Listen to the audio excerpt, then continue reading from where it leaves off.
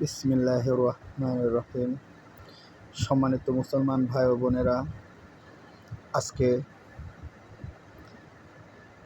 একজনের বাড়িতে ইফতারের আয়োজন করা হয়েছে। সেই বাড়িতে হাজারো ব্যস্ততার মধ্যে যেতে পারি নাই বিধায় বাড়িতে আজকে এই মুহূর্তে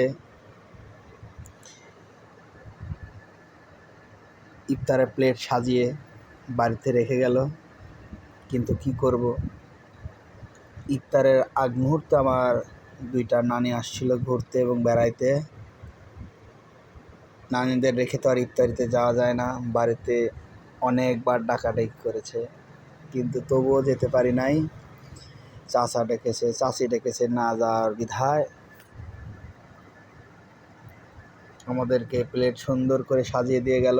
কিন্তু আমার আব্বাজান গিয়েছিল, আমার বাড়িওয়ালা এবং আমার আম্মাজান, আমরা 3 থেকে 5 জন যাই নাই।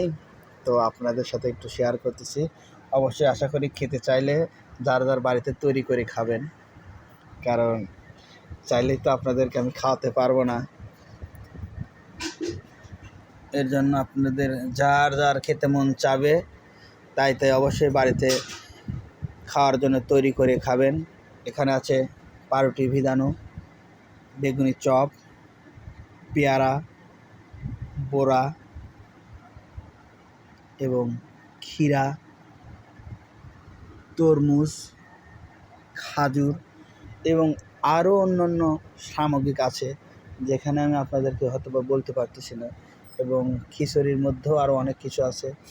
এটা আমাদের গ্রাম বাংলার ঐতিহ্য এবং আমাদের এই গ্রাম অঞ্চলে সাধারণত এইভাবেই ইফতারি দেওয়া হয়।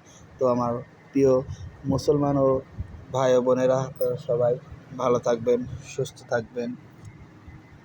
আসসালামু আলাইকুম ওয়া রাহমাতুল্লাহি ওয়া বারাকাতুহু।